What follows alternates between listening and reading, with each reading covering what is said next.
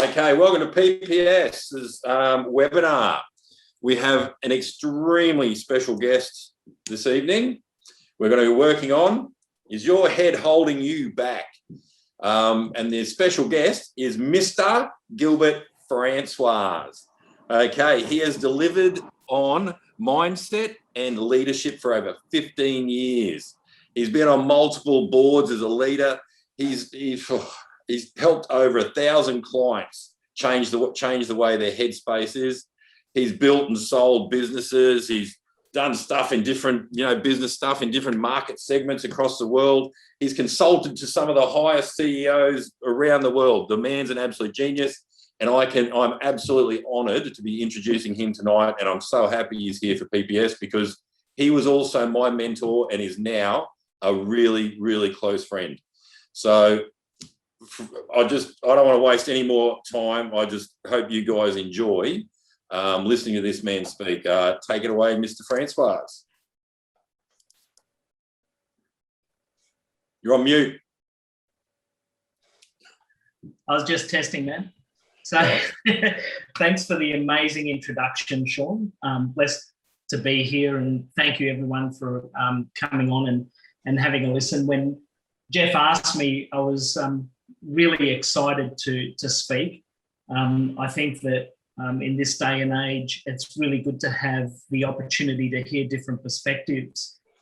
I'm not here to change anybody's mind about how they go about their business. I'm here to just share information that I've shared with clients and give people the opportunity to understand how to implement different perspectives into their life and implement change.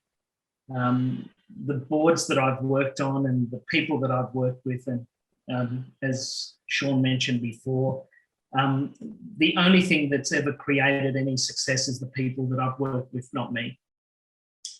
I remember when we started working together, Sean, you were mum and dad in the garage, and I think it was 3.5 years later, we went from 2 sales a month to 25 sales a month and 10 staff. And I think you took your first holiday without having to worry about the business, I think 2 years in. Yep. So that's all attributed to the mindset of the people that are leading the business and how they contribute to the people working in the business so that they can be lifted up as well. Do I have the capacity to share screen? Yep. I'll make you the host, yeah? No. Just if you go to security, there's a little attention there that says share screen. Yep. Yeah, just allow me to share screen. Yep. Awesome.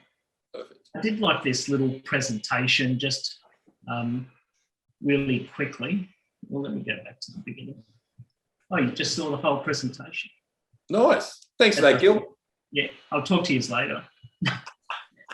So my intention is to share everything that I need to, interact with me as we go along, challenge me, help me understand what I'm not being clear enough about. My goal at the end of this, after I give you a basic overview, after I share with you how responsibility for change occurs, I'm going to talk about states of learning. I'm going to talk about fulfillment and self and happiness. My interpretation, of course. You make it your own. I'm not here to argue with anybody's point of view because everyone is right in their perception. And I'm going to share with you a couple of techniques that will give you the ability to create new perceptions and give yourself a balanced view moving forward with all the changes that you want in your life. So that's the intention of this whole time that I've got with you. So I'm going to share an overview and ideology and stuff. But first I want to share with you how each of you came to the understanding that your beliefs were right. And remember, nobody's broken. Nobody needs any fixing. I just want to share with you why you decided your views are correct. So in this life, we have an environment that we engage with. And that environment that we engage with is one where we use our senses to collect information. My wife did this amazing program, brought this diagram home one day, and I went, you know what, I'm going to use that because it's pretty accurate on how we actually absorb information. So we have these senses. We have a parasympathetic and a sympathetic sensory capability within our bodies. That information is absorbed visually, through sound, audio, kinesthetically, through feeling, through our olfactory senses, smell, and gustatory senses, taste. We absorb that information. When we absorb it, we filter it. So how do we filter it? We filter it through deleting what we just don't understand. For example, that doesn't make any sense. We distort information so that it needs to make sense to us, meaning that I sort of understand how something might be true, but I just need time to think it through. I need time to evolve the thinking so it makes some sort of sense to me. And generalizations, we all make consistent generalizations. For example, it's better to listen than to speak first. That's a generalization. And with these filters and that processing of deleting, distorting, and generalizing, we do that against references that we've created in our life. So those references are things like time, space, and matter. For example, you could actually not look at a chair and walk around a chair and not hit the chair. So straight away, you're filtering the information in your environment and you're staying away, space, away from the chair in a timely manner so you don't stub your toe. We use language. So when you hear somebody's tone, you filter, you delete, distort, you generalize the information, and you make an assumption about what that tone's about. You'll never know for a fact unless the person who delivers the tone gives you the specificity of the intention of the tone, and then a further understanding is created between the two parties, or three parties, or four parties, or however many people. You delete, distort, and generalize information, memories, decisions you've made in the past, your values and beliefs. And I'm going to discuss values and beliefs quite deeply today, and attitudes.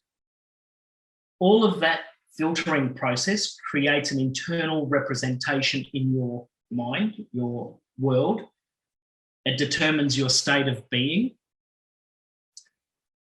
So as you collect that information through your sympathetic and parasympathetic organs, senses, you make a decision through the filtering process that sends a signal down to a cell in your body that releases a hormone. That hormone's a chemical that creates a chemical reaction and creates a state. Right now, I could say to you, please do me the favor of thinking of a time in your life that made you really happy. And think of that time right now and think about how you felt about that time and that level of happiness or joy or excitement that you had, and feel it as I'm asking you to do so. And that sensation is called a state. That's how a state works. So you've just created a state. Or I could raise my voice and straight away we've got another state. So that's how quick we're absorbing this information, and that determines our psychology, which results in behavior. So when you have a psychology around something, you will behave a certain way. So I've got a question for everyone, and I'd like to engage in some interactions. Pardon the sweat. Pearl made me put on 10 lights because I'm in my wife's office and it's quite dark here, so I've got all these lights going so you can see me. So I'm going to ask this question. If you want to have different results in your life, what would you change in this diagram to have a different result? And if you know the answer, allow for other people to have a guess first. Can anybody tell me what you would change to have a different result moving forward?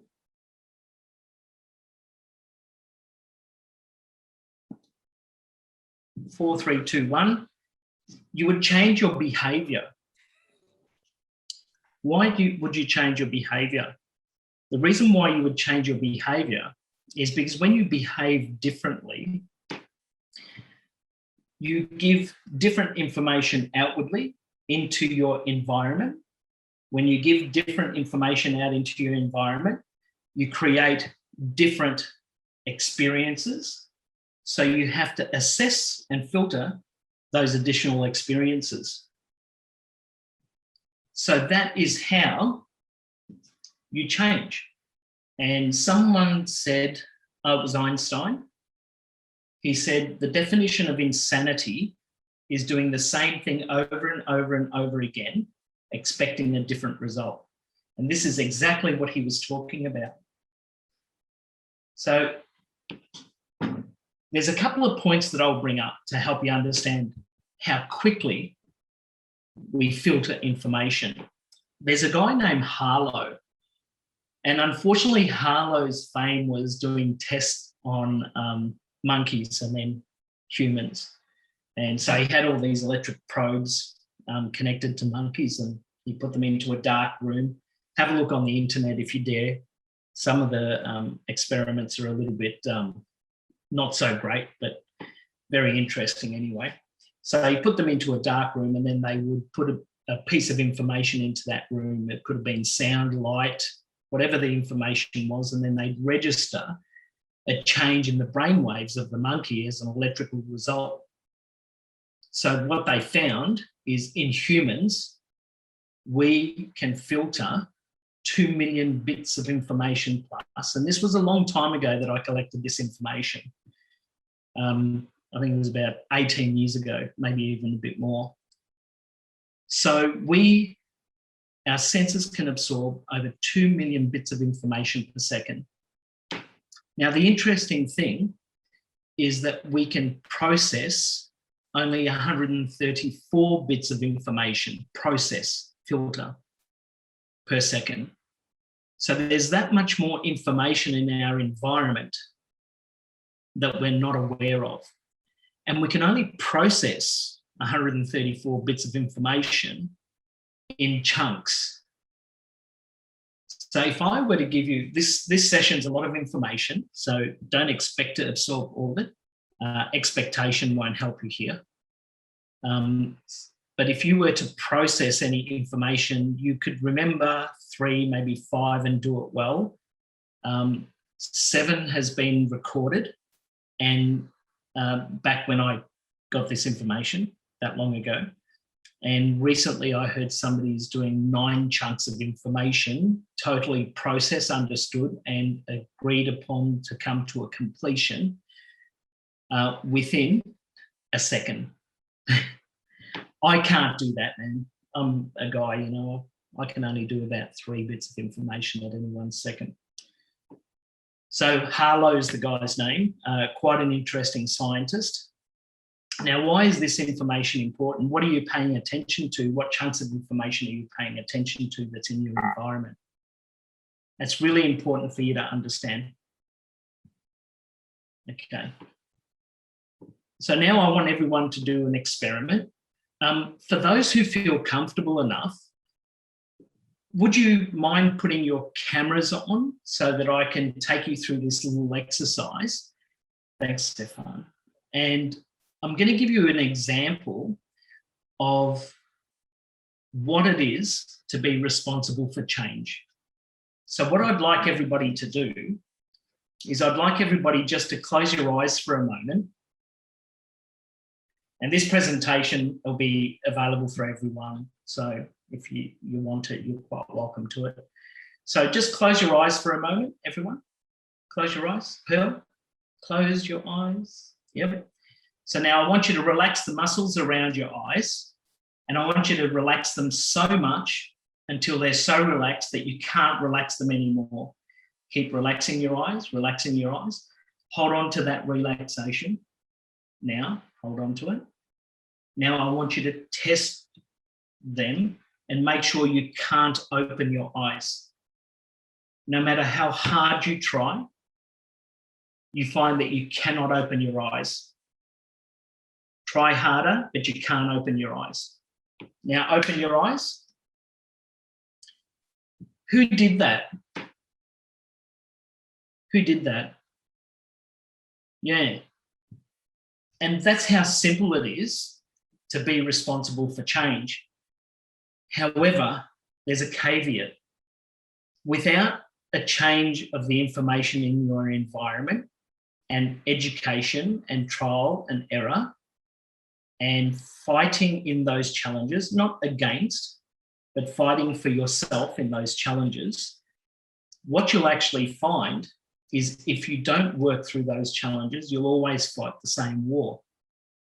And that's not healthy. Yeah? So the key is to fight different wars. I use the word war because it's what I'm familiar with.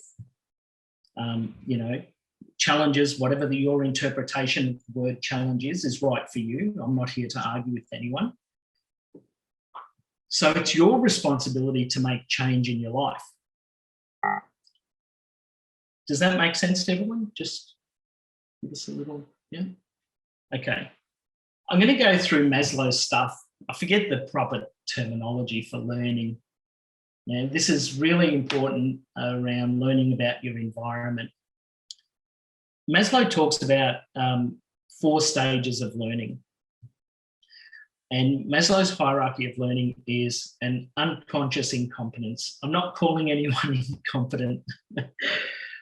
Just to be clear, we've got competent people on this call. The group's fantastic.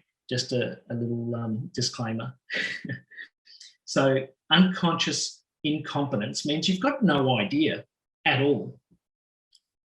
There's no awareness about something. And the most common saying that I hear these days, which is a bit strange to me, is you don't know what you don't know. Unconscious incompetence. How can you know what you don't know? You don't. It's like the first time you see a bike. Oh, what's that? Somebody says it's a bike. Well, what do you do with it? You ride it. So then you hop on the bike and you try and ride it. So consciously, you've got an incompetence around being able to ride it well because you've got to learn, you've got to practice. So you fall over a couple of times, you scuff your knee, your pants or dress gets caught in the cogs or the gears. But eventually what happens is you create a conscious competence. And that conscious competence means that now you've got a level of confidence to be aware of how to ride a bike. You stop falling over, you manage your speed, and then one day your parents or somebody says, could you go to the milk bar and buy me a loaf of bread?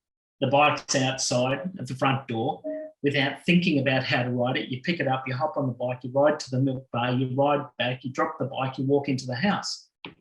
You didn't think about how to pedal. You didn't think about what muscles to use. So now you have an unconscious competence. It's really important to understand these stages of learning about anything in your environment.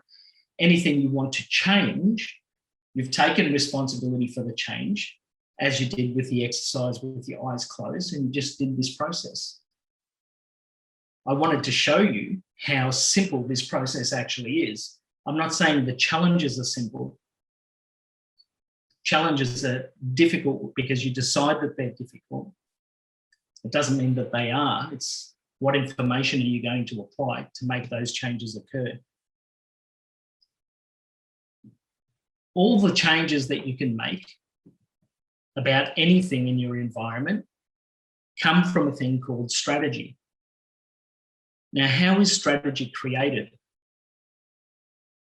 Some people on this call have had children, and some people on this call have been children. So I'm going to share with you how a strategy works. And I'll use a child as the example. My youngest son, if he wants to get breastfed, he went through a stage, if he wanted to get breastfed, he went through a stage where he would whinge. So all of a sudden he'd whinge, he'd realise, I'm going to have something to eat. He'd whinge, breastfeed, whinge, breastfeed. And that was his strategy. That was his outcome. You can see there, outcome, knowing what you want. You wanted to be fed. All of a sudden, my wife went, okay, so now it's time to teach him to wean off. So he started using rapport and flexibility. He used tone. He'd make my wife happy and he'd still get breastfed. Now he gets to the stage where he can use a few words and he needs to communicate effectively. So now he's got great rapport. He still knows what he wants and he's using language and he's blackmailing my wife so that he can get breastfed. Yeah, it's amazing to watch children because children are such experts at strategy. Children will teach you more about how to adopt a strategy than most adults can. So pay attention to what children do because they're good teachers. A lot of us have already experienced children. So watch younger people. Having younger people in an organisation will teach you so much. And a lot of the organisations that I've worked in, developing younger people to bring their thinking into the business has been such a strategic advantage over any competitor because the thinking is new. They've perfected their strategy on how to do things and we can learn from them. So then what happened with my son is he started using sensory acuity with my wife. He would watch my wife when her breast was a little sore. And then he would time it because he knew she was lactating. So now he's using his sensory acuity. And then he's using everything that he's learnt through getting the outcomes, building rapport, language, and his sensory acuity to still get breastfed. Now, the really interesting thing is my wife doesn't want to breastfeed anymore. So what strategies can he use? He's doing his damnedest at the moment, and not many of his strategies and tactics are working. So he's trying to change his internal processes. He's starting to say, well, if I go to bed now, will you? So now he's blackmailing even more. He's strategizing consistently, quickly, because he still wants what he wants. And he's changing his internal states. He's trying to create more behavior to become breastfed. There's no difference in how a strategy is created here to the in life for anyone at any age as it is for my youngest son. There's no difference. However, the challenges and the environment are different, and that's where the learning comes into it. I might skip this slide. So is anybody aware of how we create a reality? No? I can't see everyone. I can, yeah, Sean. Sean knows how. Yeah, awesome. I'll have a crack. We'll create a reality by taking on information, I can only imagine, and then seeing it to be real for yourself, believing it. That'd be your reality, correct? Would that be right? Yeah, yes, spot on. So it's really interesting. One of the conversations that I had recently with a company leader, they said, oh, you know, I've always had this fear that I won't do things well enough. So I thought, okay, if that's real, where does that exist? Does it have color? Does it have shape? Does it have a form? Where does it exist? Straight away, it was like, yeah, it exists in my head. So then is it real? Well, for the client, yeah, 100%, it was real, because all the sensations from that event that they experienced determine their reality. Nobody can tell you something's not real. Like I said earlier, I'm not here to argue. Nobody's broken. If you say something is real for you, it's real for you. And good leadership and good mindset is having the capacity and the courage to talk through anything. Otherwise, you will consistently fight the same battle. Yeah. Once you take responsibility that you are the one who chose that reality, what will actually happen is you become neutral. So an event occurred in your environment, you absorbed the information, you filtered it. This example, space-time event. Once you filtered it, you created your model of the world, your interpretation of the world, your interpretation of that reality. You chose to either be disempowered by it, or you put yourself in an unresourceful state.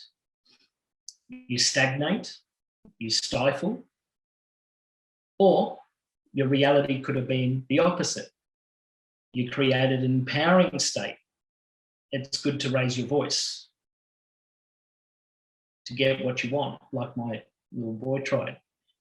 Or you created a resourceful state where you know how to talk to someone around figures so that they actually believe what you believe yourself to help them. Or you support and serve because that's what you do. Yeah? So that's two sides of the coin. But really, what we're looking for is that third side of the coin, and that is that neutral present state.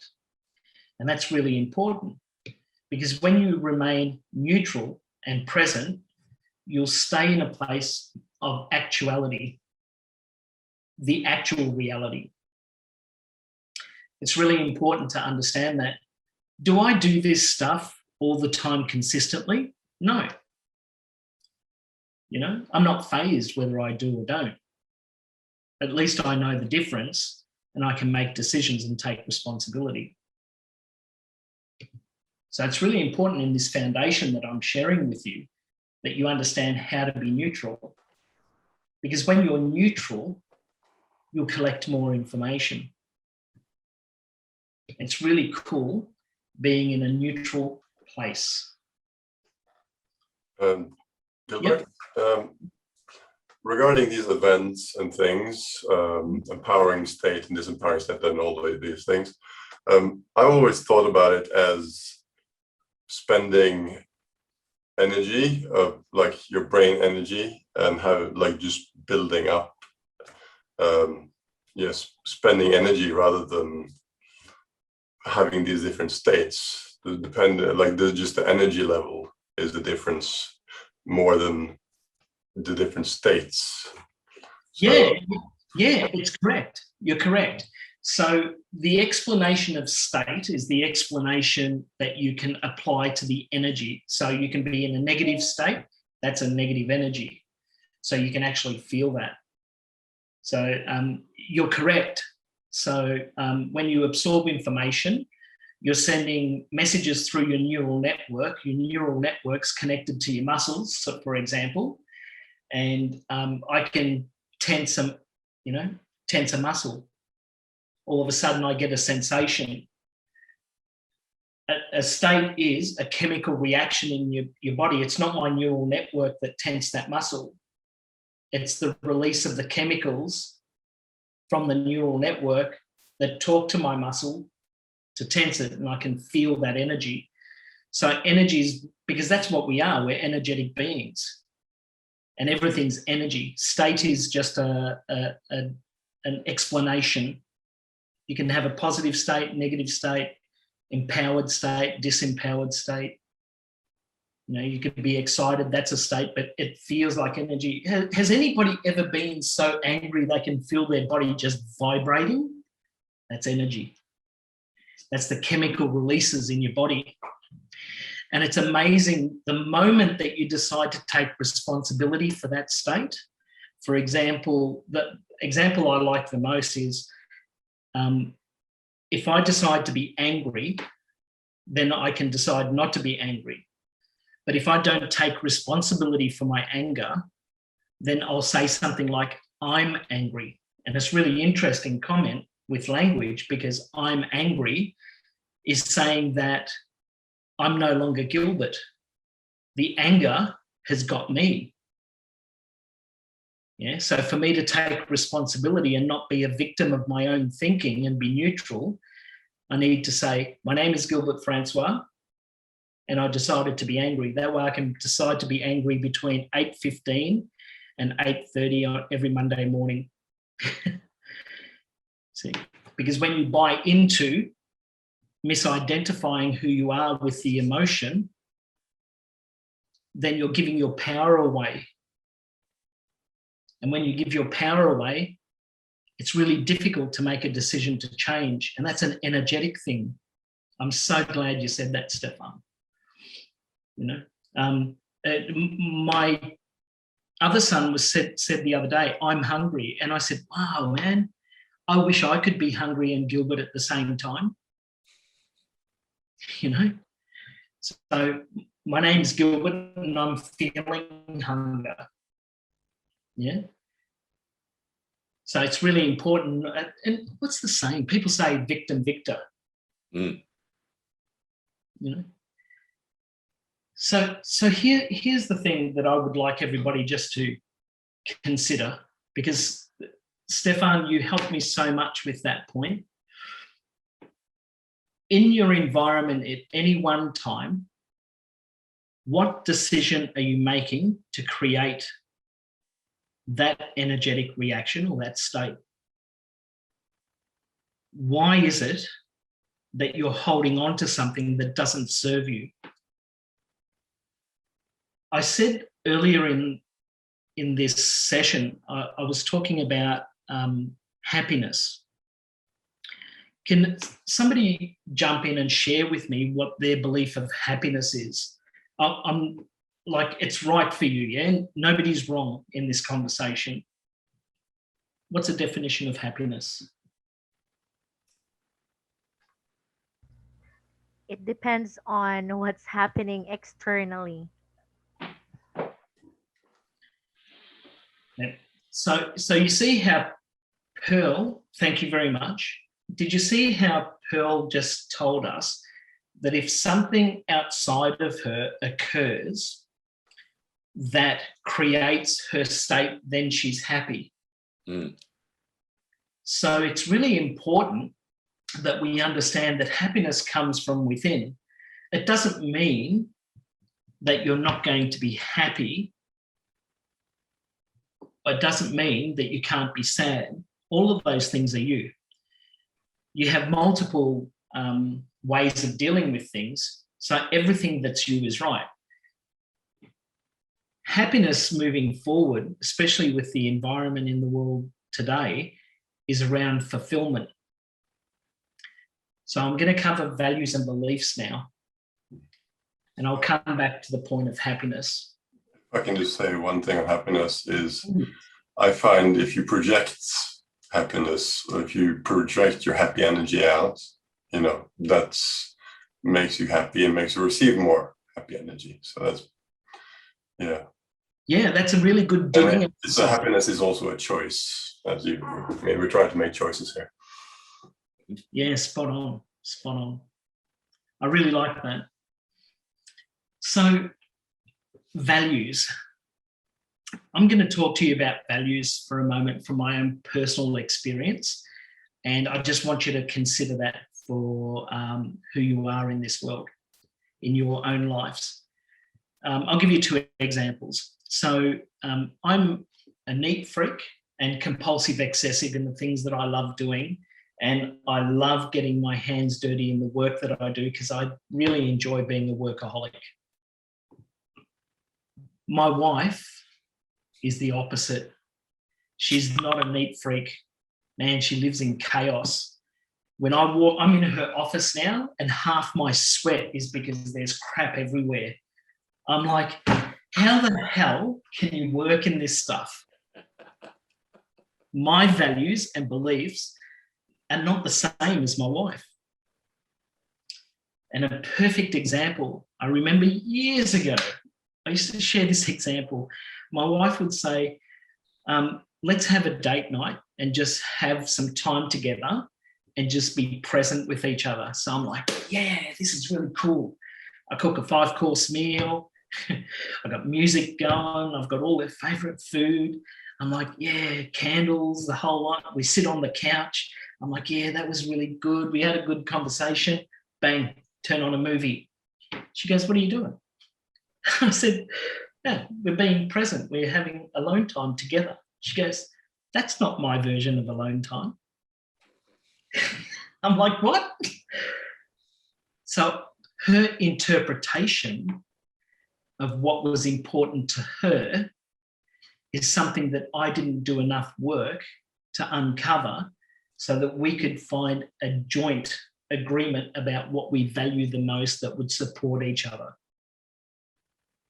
It didn't mean that I had to change the person I needed to be. So now I'll close the loop on happiness. In everything that you do and everything that you express, are you being your true self? If we were to work in a world where you could be your true self in everything that you do and feel protected enough to express your true self, you would be actually living your purpose and you would be happy. You would be fulfilled.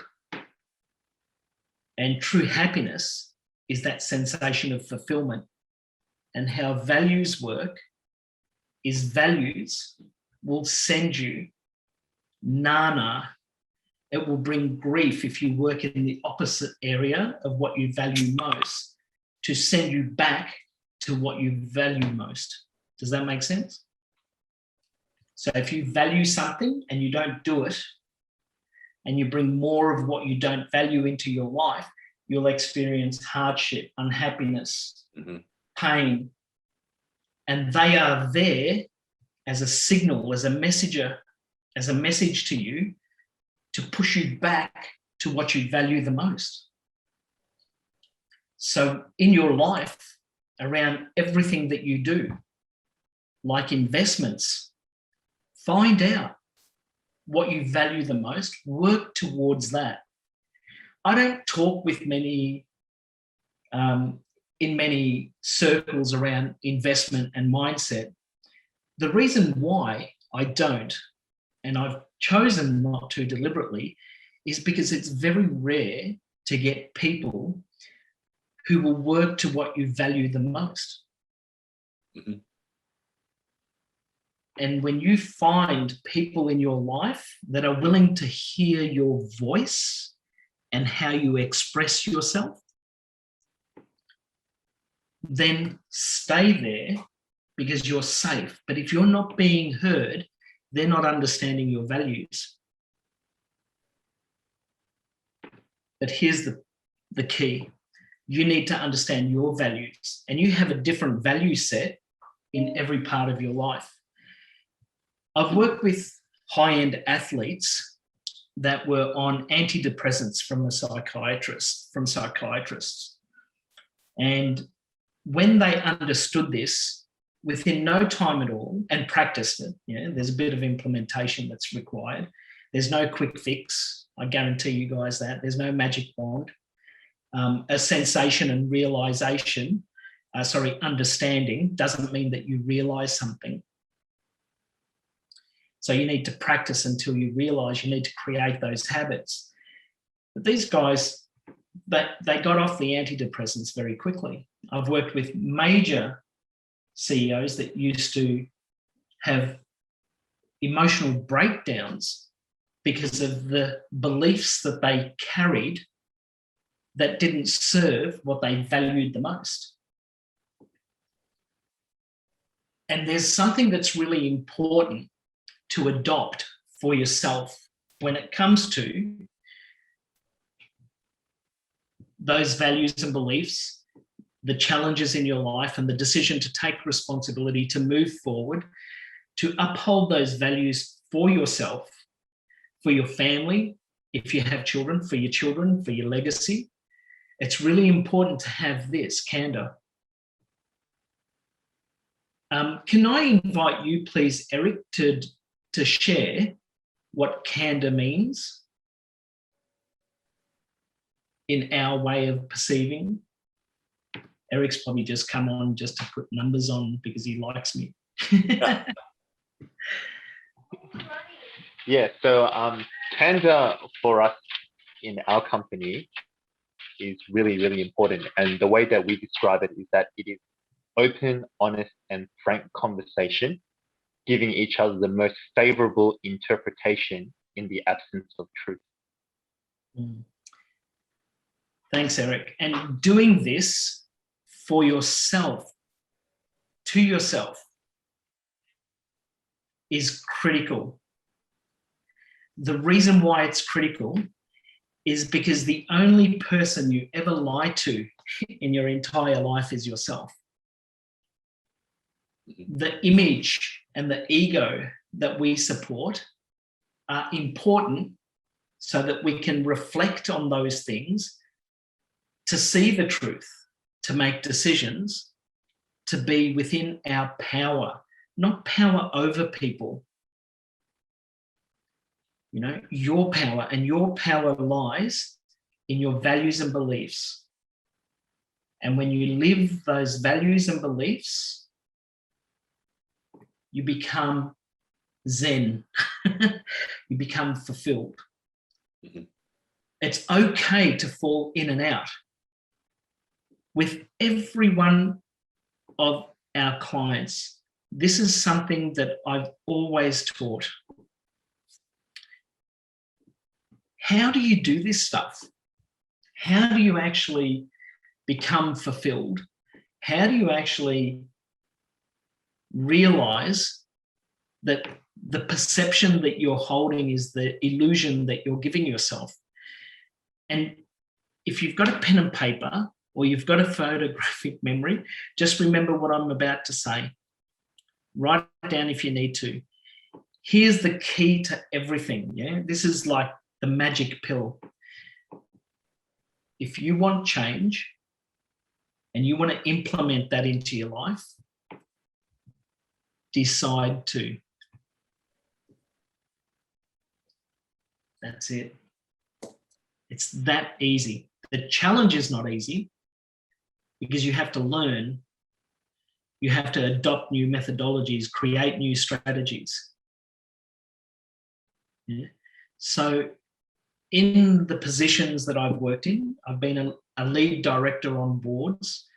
I've worked with a few billionaires, billion-dollar enterprises, and there is more effort today, and the last, I'd say, 6 years of when I was consistently mentoring, there's more effort in creating the decision than dealing with a problem.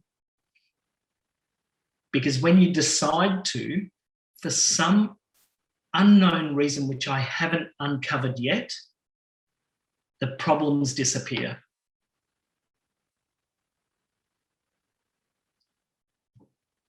Yeah. What I would like to do, I had a slide here.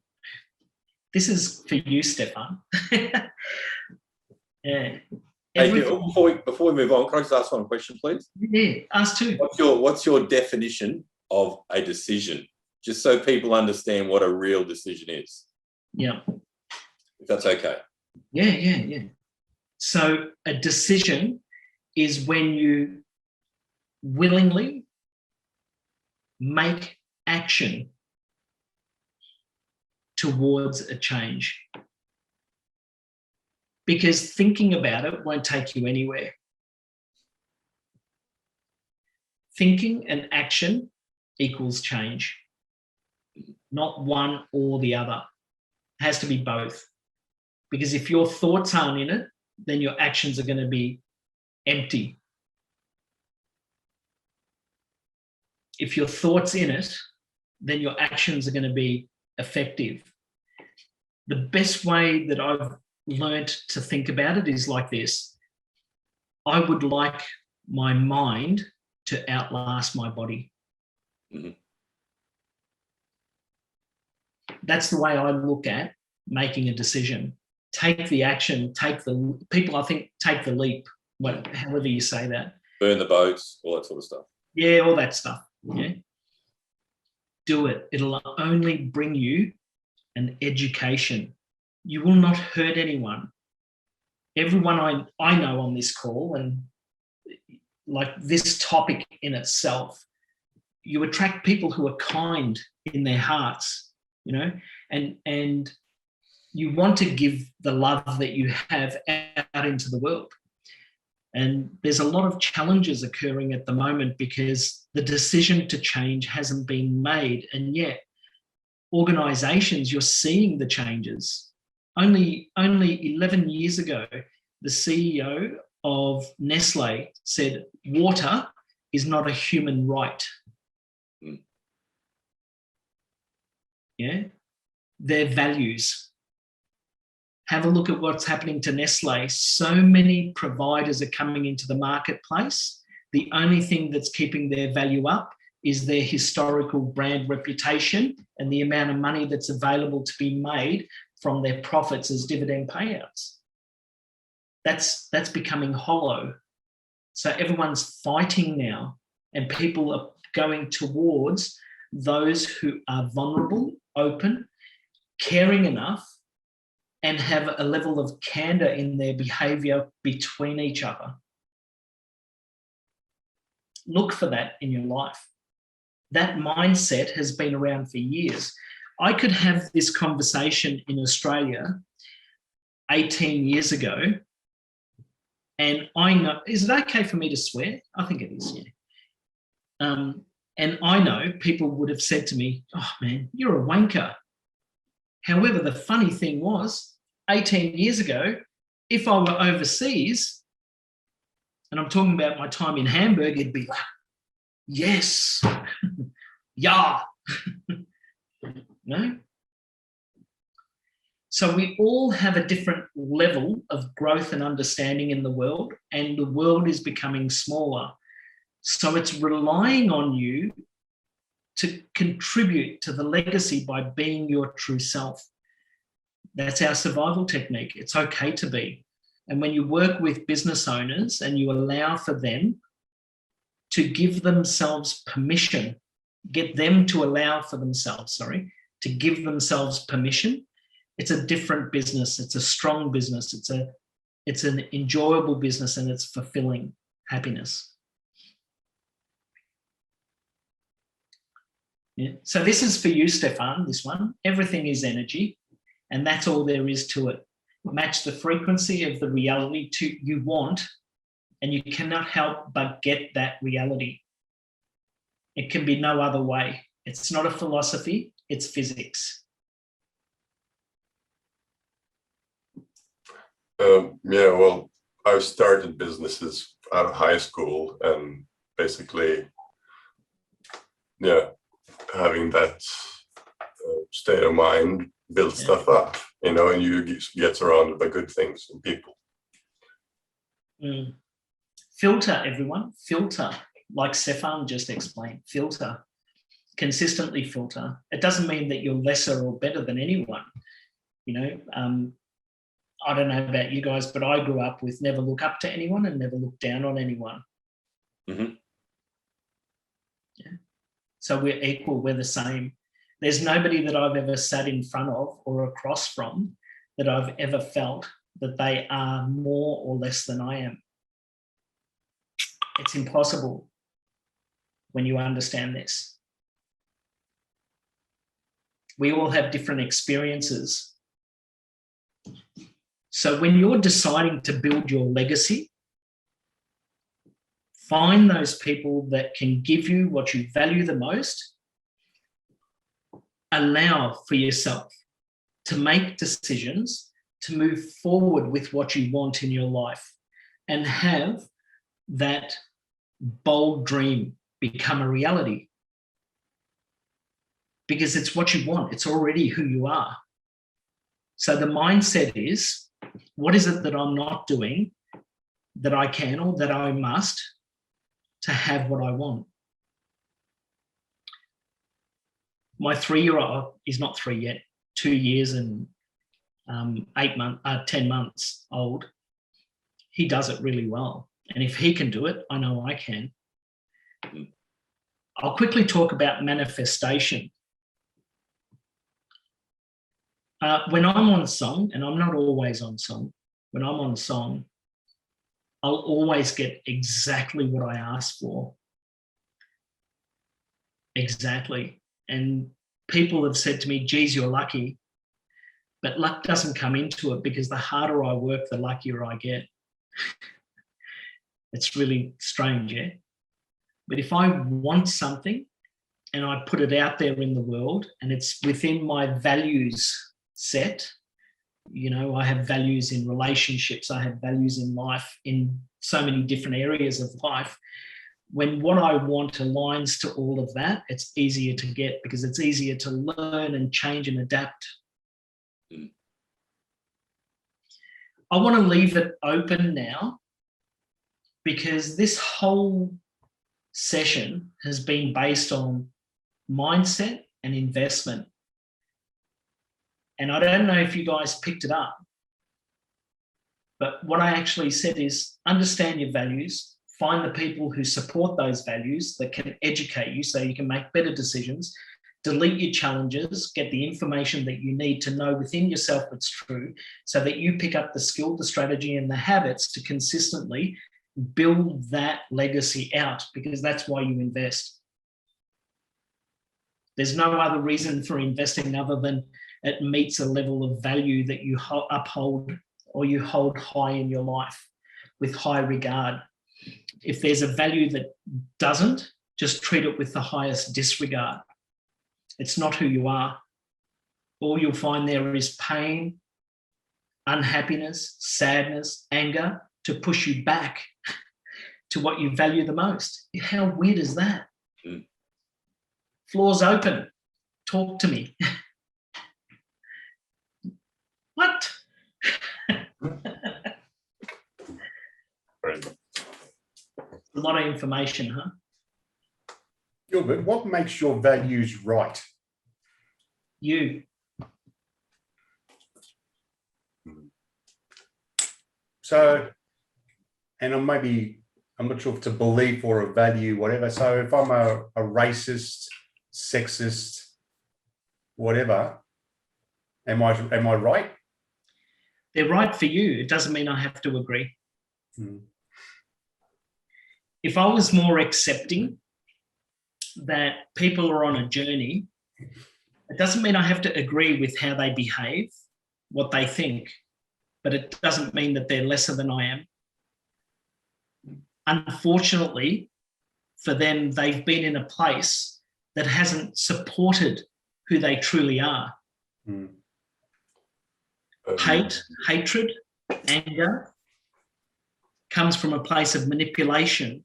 When you're in a place of true love and care, people will lift you up to give you a perspective to contribute to the world. Yeah. How sad for somebody who hasn't had that opportunity to experience what real love is about. That's sad. Yeah, that's the massive challenge I have, is that what you're saying, they're having, but at the same time, I'm thinking that the way they were brought up, led, whatever, from those people's eyes, it was out of love and respect and. Yeah, I did this course years ago, Darren. Good seeing you again, buddy. Likewise, mate. Good to see you. Yeah. I did this course years ago with a guy who was the mindset coach for Paul Roos, Robin Crawley, and it was emotional awareness for men. And I remember sitting in there and I thought that I had the biggest problem in the world. You know, there was 7 of us around in the circle. And here I am, I'm sharing my story going, yeah, it's massively, you know, a big problem. And before me, I was really judgmental. I was hearing everybody's story, and instead of accepting their stories, I was like, oh yeah, do this and do this, do this, do this, do this, and it'll fix it. You know, I was young and foolish. All of a sudden, the guy next to me gets up and he tells his story. And his story was that his mother took him to a mental asylum and said, this is how you have to behave to show that you love me.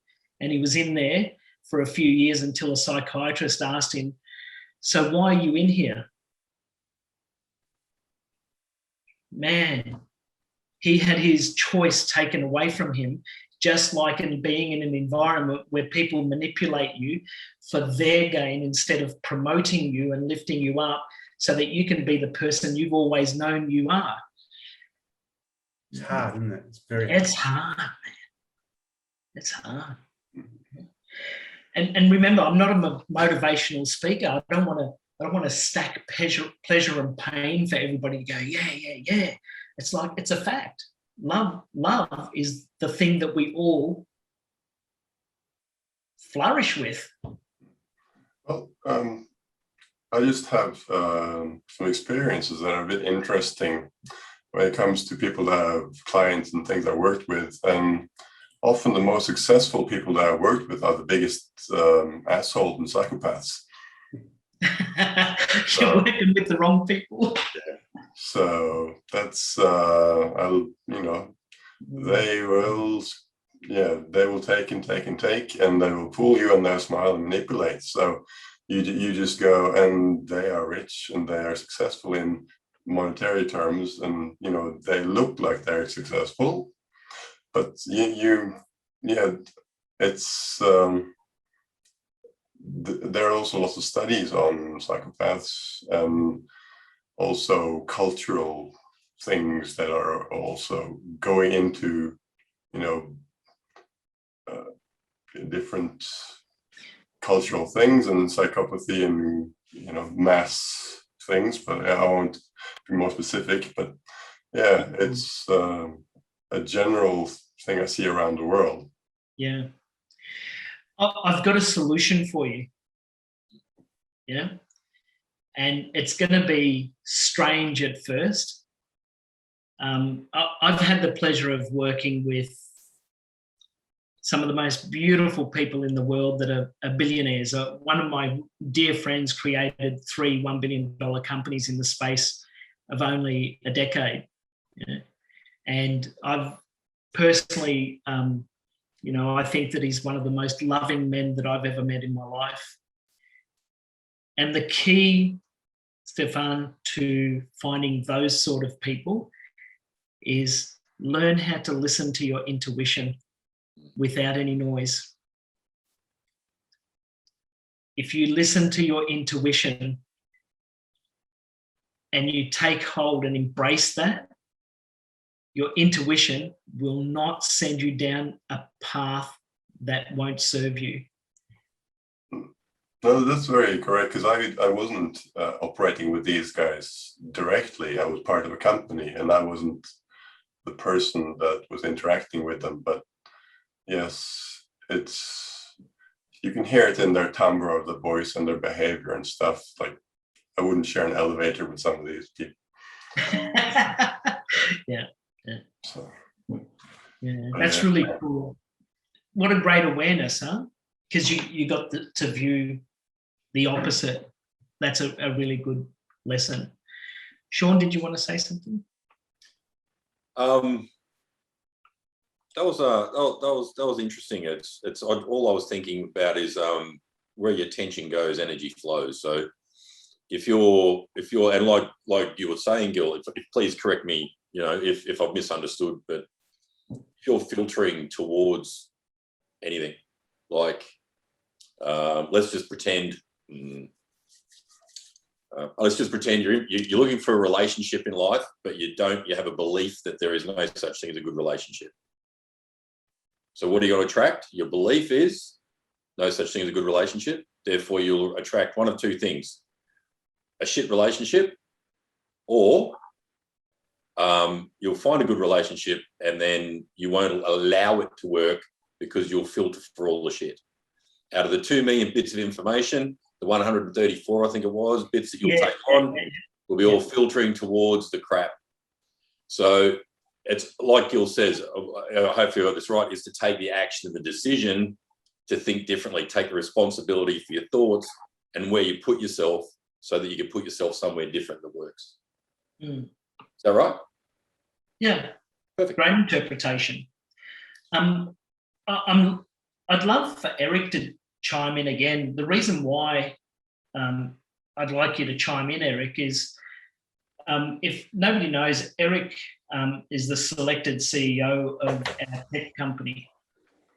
And having a brains trust that works on this level, on this sort of conversation, is so important in your life, whether it's a friend or a business colleague or the people who are serving you for your investments. You know, have that brains trust. Eric, could you comment, please, on where your energy goes? How did you say it, Sean? Where thoughts go, energy flows. Yeah. So if you're thinking about crap, that's where you end up. Yeah. Eric? I definitely agree, because, you know, what you focus on is what you get, right? There is no other way, because you are creating the parameters of which to manifest your reality, right? That's definitely true. I think where I give certain attention to, because we've talked about behaviors, we've talked about values, but one of the things on Gilbert's slide was filters, right? Filters. And filters are of particular interest to me because I see the filters as represented in Gilbert's slide as frames of reference, you know, of which we help perceive different things in the world, everything from an idea, everything from a feeling, an emotion. Where does that focus or where does that interpretation come from? It's usually from the filter that's generated by the accumulation of the experience from everything, right? From behavior to environment and what you're taught. So I feel that a focus on looking at your filters and finding ways to change them, whether it be through self-discovery, education, but really examining it and making that the goal.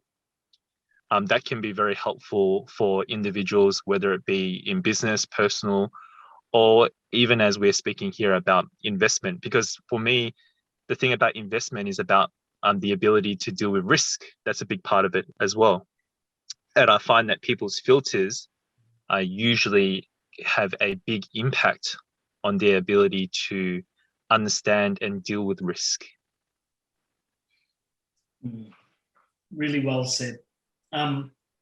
It reminds me of a conversation. I don't know how we're tracking for time. I hopefully we'll be okay for one more story. You're muted, Sean. Yeah, one more quick one, I'd say. Okay. So what Eric just explained there happened this morning with a client who owns quite a large business. It's a retail business, and they sell goods out to the public.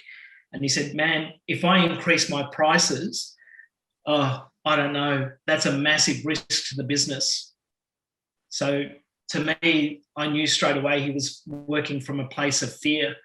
So what we did was we grabbed his numbers and we went through a process where I went, what would happen if we had 10% less sales, 20, 30, 40, 50% less sales at this price compared to this price?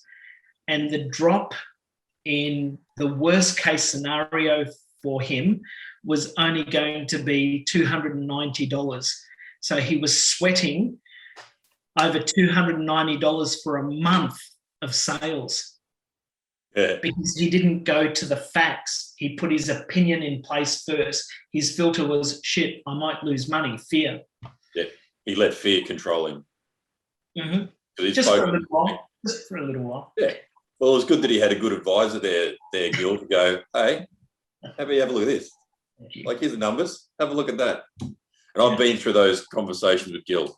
Guy's a surgeon. I've got nothing but absolute praise for that man. And for a quick story where Gilbert was saying, if you don't mind me sharing, Gil, Yeah, go for it. conversation you and I had, it was a personal conversation about after my weekend with Di Martini. Yeah, Are you comfortable with me sharing? yeah, go for it. And this Gil used to say to me all the time, and I used to put Gil on a pedestal all the time because the man's a genius. So to me, that was an excuse to put him on a pedestal. So I went to a DM. He used to say, I'm no different. Like you said tonight, I'm no different. We're on the same level. Everyone's the same. Doesn't matter who you are, you're the same. That's all there is to it. And I remember Di Martini explained it in a way to me that I owned it, how much damage I was doing to Gilbert, putting pressure on him by putting him on a pedestal and me in a lower amount, and how much damage I was doing to myself instead of being neutral in the same place. So after I did that seminar, I rang Gilbert up. I said, hey, Gil, guess what, mate? We're equals. Yeah. And I love you, brother.